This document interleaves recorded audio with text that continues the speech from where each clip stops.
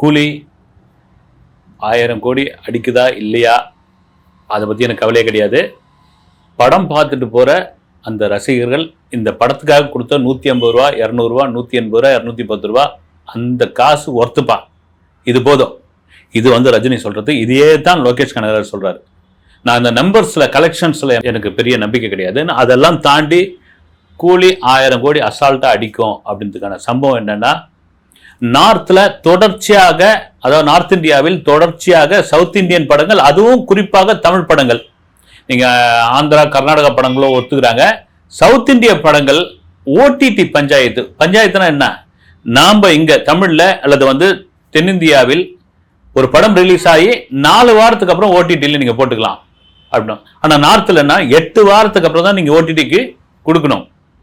அப்படி 8 வாரத்துக்கு முன்னாடி ஓடிடிக்கு கொடுக்குறேன் அப்படின்னு சொன்னால் உங்க படங்களை நாங்கள் மல்டிபிளெக்ஸ்ல ரிலீஸ் பண்ண மாட்டோம். அப்படி மல்டிபிளெக்ஸ் தியேட்டர்ல அந்த படம் ரிலீஸ் ஆகல அப்படின்னா பெருமளவில் கலெக்ஷன் அடி வாங்கும். இத்தநாள் வரைக்கும் அதனால தான் தமிழ் சினிமா 1000 கோடி அடிக்க முடியலதுக்கு இன்னொரு காரணம். ஜெயிலர் தான் ஹையஸ்ட் தமிழ்ல ஒரு கலெக்ஷன். அதையெல்லாம் தாண்டி கூலி அசால்ட்டா அடிச்சிடும் அப்படின்னு சொல்றதுக்கான காரணம் என்னன்னா, 8 வாரத்துக்கு பிறகு ஓடிடியில் அதை ஒளிபரப்பிக்கலாம் அப்படின்ற ஒரு ஒப்பந்தத்தில் கூலி தயாரிப்பாளர் ஓகே பண்ணியாச்சு. இதுதான் முக்கியமான ஒரு விஷயம். அப்போ மல்டிப்ளெக்ஸில் சோல்ட் அவுட் எல்லா காட்சிகள்லையும். இன்னொரு காரணமும் சொல்றாங்க. சரி ராஜா, நீ ரைட் சொல்றீங்க. வார் 2ன்னு ஒரு படம் வருது. அந்த படம் எப்படி நார்த்தில் ரொம்ப முக்கியமோ தெலுங்கு ரொம்ப முக்கியமான ஒரு விஷயம். ரித்திக் ரோஷனும் ஜூனியர் என்டிஆர் நடிக்கிறாங்க. வார் 2 நம்ம ஒன்று குறைச்சலாம் மதிப்பிடவே முடியல. அதெல்லாம் மதிப்பிடவே கூடாது. ஏன்னா அதுவும் ஒரு முக்கியமான படம், கூலியும் ஒரு முக்கியமான படம். அதை தாண்டி நார்த்தில் ஸ்கிரீன்ஸ் எதுக்கு அதிகமாக கொடுத்துருக்காங்க இப்போ வரைக்கும் பார்த்தீங்கன்னா கூலிக்கு தான். அப்போ வார் 2 சாதாரண படமா அப்படின்னா, அவங்க கூலி அளவுக்கு இன்னும் ப்ரமோஷனை ஏத்தலப்பா, கொண்டு வந்து சேர்க்கல. இன்னும் கேட்டா வருகிற ஆகஸ்ட் 2ஆம் தேதி தான் இதனுடைய ட்ரெய்லர் வெளியாக போகுது. கூலியோட ட்ரெய்லர் முன்கூட்டியே அந்த படத்துக்கு வார் 2க்கு ஒரு பக்கம் ட்ரெய்லர் ரிலீஸ் பண்ண போறாங்க. அதை தாண்டி பார்த்தீங்கன்னா கூலி தான் எப்போ பார்த்தாலும் அது ஆச்சா போச்சா இப்படி இப்படின்னு அடிச்சுக்கிட்டு இருக்காங்க. ஏன் இது வந்து கிணத்துல போட்ட கல் மாதிரி இருக்குன்னு அது ஒரு பக்கம். சரி, நாங்கள் அதுக்கப்புறம் நாங்கள் அதை ப்ரொமோஷன் ஆரம்பிச்சிருக்கோம் அப்படின்னு சொல்லிட்டாங்க. இதெல்லாம் தாண்டி இன்றைக்கு, குறிப்பாக இன்னைக்கு ஹைதராபாத்தில் பவர் ஹவுஸ் அப்படின்னு ஒரு ஃபங்க்ஷன், குறிப்பாக அந்த 3rd சிங்கிள் ஒரு லைவ் ப்ரோக்ராமோட திரையாளுமைகள் அத்தனை பேரும், கூலி சம்பந்தப்பட்ட திரையாளுமைகள் அத்தனை பேரும் கலந்து கூட ஒரு நிகழ்ச்சி நடக்க போகிறது. இதுக்கப்புறம் தான் இன்னும் ஆரம்பிக்க போறாங்க. இந்த 3rd சிங்கிளா பெங்களூர்ல ஒரு நிகழ்ச்சி, திருவனந்தபுரத்தில் ஒரு நிகழ்ச்சி, ஆகஸ்ட் 2ஆம் தேதி audio launch with trailer launch. அதோடு சேர்ந்து ரஜினி இந்த திரையுலகிற்கு வந்து, தமிழ் திரையுலகிற்கு வந்து 50 ஆண்டுகள் நிறைவு செய்கிற ஒரு விழாவாகவும் அந்த விழா இருக்கும் அப்படின்ற ஒரு விஷயம்தான். திரும்ப சொல்றதான்னு இன்னைக்கு இந்த இளம் நடிகர்லாம் வராங்க இல்லைங்களா, நான் 1000 கதை கேட்டேன், 500 கதை கேட்டேன். ஒரு படம் ஹிட்டான உடனே அடுத்த படத்துல 3 மடங்கு சம்பளத்தை ஏத்துறது, ப்ரொமோஷனுக்கு வரது கிடையாது, தாறுமாறா பேசுறது, விமர்சனம் பண்ணக்கூடாதுன்ட்டு விமர்சனத்தை அங்க பண்ணுங்கன்னு சொல்றது. இதெல்லாம் என்னன்னா, இந்த ஒரு வெற்றியே அவங்களுக்கு ஏதோ ஒரு உச்சகட்டத்தில் உச்ச நடிகர் ஆயிட்டோம் நம்ம அப்படின்ற ஒரு மிதப்பு தான். ஆனால் 74 வயதாகிறது. 174 படங்களுக்கு மேல் நடித்து கொண்டிருக்கிறார் ரஜினிகாந்த். இன்றைக்கும் பார்த்தீங்கன்னா ஏதோ புதுமுக நடிகர் மாதிரியே வராருன்னா அதுதாங்க அவருடைய சக்சஸ்க்கான காரணமே. கூலி படம் நம்ம நடிச்சாச்சு, நம்ம வேலை முடிஞ்சுது, என்னை விட்டுருப்பா, போஸ்ட் ப்ரொடக்ஷன் அது இதுவாது நீங்கள் பாருங்க, ரிலீஸுக்கு முதல் நாள் எல்லாத்தையும் முடிச்சிட்டிங்களா, கூப்பிடுங்க, ஃபைனல் கூப்பிடுங்க, நான் படத்தை பார்க்குறேன்னு சொல்லாமல் அப்புறம் என்ன போய் அசிஸ்டன்ட் டைரக்டர் மாதிரியும் அசிஸ்டன்ட் எடிட்டர் மாதிரியும் எடிட்டிங் டேபிளில் உட்காரதும், லோகேஷுக்கு ஃபோன் பண்ணி கேட்கறதும், அனிருத்துக்கு இந்த பாட்டு எப்படி வந்திருக்கிறது இது பண்ணுறதும், ஃபர்ஸ்டா பார்த்துட்டு பாராட்டுறதும், முழு படத்தை பார்த்துட்டு சூப்பர் கண்ணா ஜெயிச்சிட்டேன்னு சொல்றதும், அதுதாங்க ரஜினி. அது என்னன்னா ஒரு படத்தின் மீது கொண்ட ஒரு லவ். அது என்னதான் இருக்கட்டும், ரஜினிக்கு அந்த இதுதான் அதில் அந்த படம் ஓடணும், அதில் அந்த ப்ரொடியூசர் பெரிய லாபம் சம்பாதிக்கணும், அதெல்லாம் தாண்டி இந்த வயசுலயும் நம்மள அவர் ரஜினி நினைக்கிறது, நம்மள தலைவான் கொண்டாடுறாங்கன்னா அந்த ரசிகர்களை எந்த விதத்திலும் ஏமாற்றக்கூடாது, அந்த கண்டென்ட் ஏமாற்றக்கூடாது, அப்படி ஆயிடக்கூடாது அப்படின்றதுக்காக அவரே ஒரு அசிஸ்டன்ட் டைரக்டரா, அசிஸ்டன்ட் எடிட்டரா ஒரு டெக்னீஷியனா உள்ள இறங்கி வேலை பார்க்கறது தான் அந்த படத்தினுடைய சக்சஸ். பாருங்க ப்ரொமோஷனுக்கு, இந்த ப்ரொமோஷனுக்கு அப்படி ஒன்று போயிட்டு இருக்கிறது. இதெல்லாம் மீறி லோகேஷ் கனகராஜ் சொல்ற ஒவ்வொரு விஷயங்கள் என்னன்னா, இந்த படத்துல சௌபின் செகண்ட் சிங்கிள் மோனிகா பாட்டுக்கு எங்கேயாவது ரஜினி வருவாரான்னு பார்த்த பிறகு சௌபினும் பூஜா ஆக்டரும் மட்டும் ஆடுறாங்க. சௌபின் ஒரு பக்கம் வெளுன்னு வெளுத்துட்டு இருக்காரு. அந்த பாட்டு கேரளாவில் super duper hit.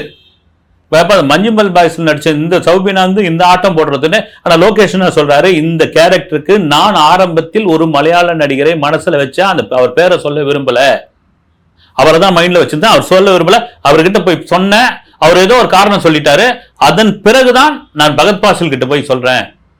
Bhagat Fazil என்னன்றாரு, ஐயோ இந்த டேட் எனக்கு ஒத்து வராதுங்களே, நான் ஆல்ரெடி மாரிசன் தமிழ்ல மாரிசனுக்கு இன்னொரு படத்துக்கும் கொடுத்துட்டேன், ஆனா நல்லா இருக்குது சூப்பருங்கன்னு பார்த்தா சௌபின் கிட்ட நான் போறேன், இது ஓப்பனாவே சொல்றேன், சௌபின் ஒண்ணு கோச்சிக்க மாட்டாரு அப்படி. இதெல்லாம் தாண்டி இந்த படம் குறிப்பாக ஓவர்சீஸ்ல நம்ம திரும்பவும் சொல்றது என்னன்னா, எத்தோப்பியா, நைஜீரியா, ஜாம்பியா, ஜிம்பாபே இவ்வளவு நாட்டிலையும் 2 ஸ்கிரீன்ஸ் ஆகுது இல்ல 2 ஷோவாவது போன்ற ஒரு முடிவோட வேர்ல்டு வைடு பெரிய அளவில் ரிலீஸ் பண்ண போறாங்க. அதுல முக்கியமான ஒரு விஷயம் என்னன்னா, இந்த வீடியோ பேசுற வரைக்கும் சிங்கப்பூரில் இந்த படம் ரிலீஸ் ஆகுமா ஆகாதா அப்படின்ற ஒரு கேள்வி இருந்துகிட்டே இருக்குது.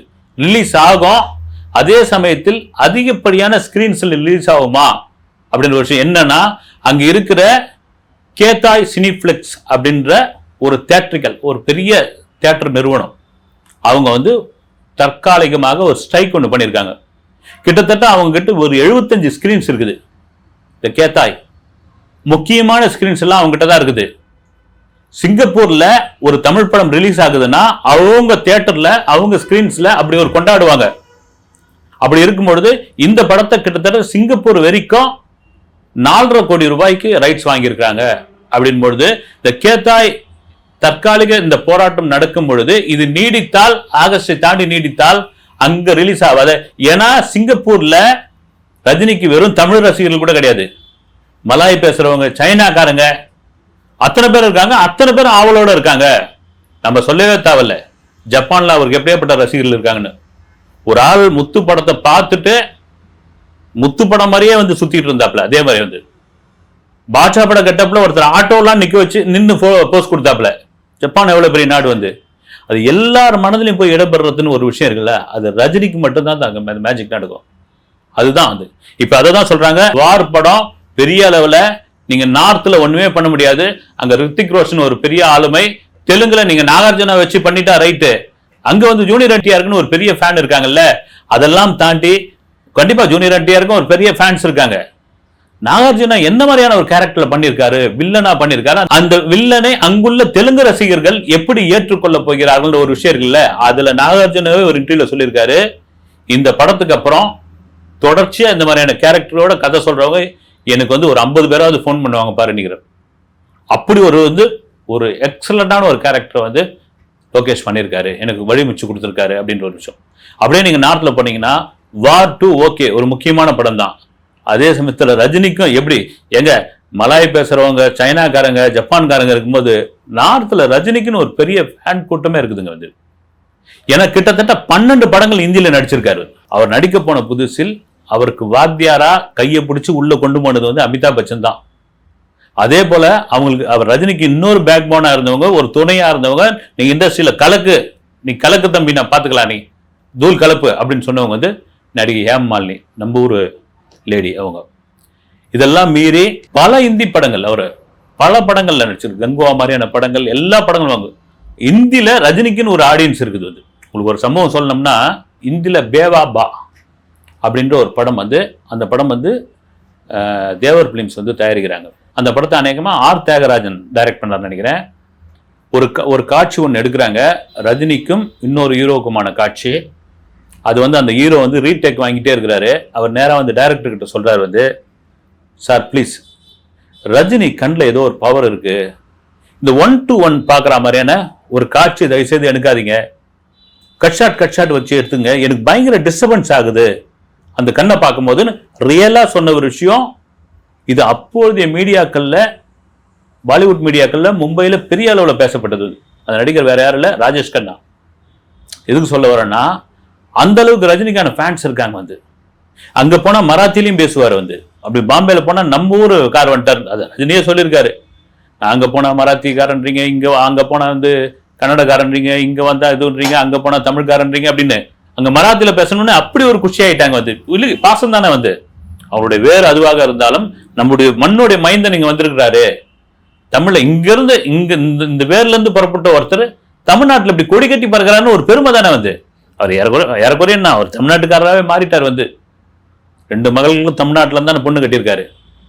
இதெல்லாம் தாண்டி இந்த கிளாஷ் இருக்குல்ல, வார் 2 கூலி, இது ஜெயிலருக்கே நடந்ததுங்க வந்து. ஜெயிலர்ல வந்து காதர் 2, போலோ சங்கர் இந்த மாதிரியான படங்கள்லாம் வந்தது. ஜெயிலர் அவ்வளவுதான், ஒண்ணுமே ஆகாது, இந்த காதர் 2 போலோ சங்கர் இதெல்லாம் அடிச்சு தூக்கிடும் அப்படிலாம் சொன்ன பொழுது அதெல்லாம் ஒன்றும் கிடையாது. ஜெயிலர் அதற்கான வசூலை அடிச்சே தீருனாங்க. கிட்டத்தட்ட 600 கோடிக்கு மேல அடிச்சு. இதெல்லாம் மீறி 2 படமும் வரட்டும், 2 படமும் ஓடட்டும், அதை தாண்டி கூலி கன்ஃபார்ம் 1000 கோடி என்பதில் மாற்றுக்கிறது கிடையாது. இதுக்கிடையில வந்து சத்யநாராயணா, அவருடைய ரஜினியுடைய அண்ணன், அவர் ராமநாதபுரத்தில் இருக்கிற ஒரு கோவிலுக்கு, ஒரு மடாலயம்னு நினைக்கிறேன், அங்கே வந்து யாகசாலையில் கலந்துக்கிட்டாரு. வந்து மீடியா முன்னாடி தெரிஞ்சு சொன்னாரா தெரியலன்னு சொல்ல இந்த கேள்வி கரெக்டாக இருந்தது. இது மாதிரி கமலஹாசன் வந்து ராஜ்யசபா உறுப்பினர் ஆகிட்டாரு, எம்பி ஆகிட்டாரு, ரஜினி ஏன் ஆகலை, அவர் ஆவாரா அப்படின்னு கேட்கும்போது, இல்லை அதெல்லாம் அவருக்கு ஒன்றும் பெரிய விருப்பம்லாம் கிடையாதுங்க வந்து. அவர் வந்து கவர்னராகவே ஆக சொன்னாங்க, அதையே வந்து வேணான்னு சொல்லிட்டாரு அப்படின்னாப்புல. அடுத்து விஜய் கேள்வியை கேட்டவொடனே, விஜய்லாம் ஜெயிக்க முடியாது, அண்ணாமலை ஒன்னா ஜெயிப்பாரு, அண்ணாமலைக்கு ஒன்னா அந்த கிரேஸ் இருக்குதுன்னு போற பக்கத்தில் தெரிஞ்சு சொன்னாரா இல்லை யதார்த்தமா பேசினாரான்னு தெரியல. ஒருவேளை அவருக்கு யாராவது இந்த மாதிரியான கேள்விகள்லாம் ரஜினியோ ரஜினி சம்பந்தப்பட்டவர்களோ இது மாதிரி மீடியா கேட்டா இதுக்கு ஒரு மாதிரி மழுப்பியோல பதில் சொல்ல நோக்காமன்னு சொல்லிட்டு போயிட்டு இருக்கலாமேன்னு. ஆனா அவர் மனசுல பட்டதை பேசினாரா என்னன்னு தெரியல வந்து. ஆனா அந்த கேள்வியை தவிர்த்திருக்கலாம், ஏன் அதை சொன்னாருன்னு தெரியல. இன்னொரு தரப்பு திட்டமிட்டே தான் சொல்லியிருக்காரு அப்படின்ற மாதிரி ஒரு விவாதம் போய்கிட்டே இருக்குது. நான் சொல்றேன் பாருங்க, விஜய்க்கு எலெக்ஷன் நேரத்தில் ஒரு வாழ்த்து கடிதமோ அல்லது வாழ்த்து வீடியோவோ ரஜினி அனுப்புவதற்கான நிறைய வாய்ப்புகள்லாம் உள்ளது.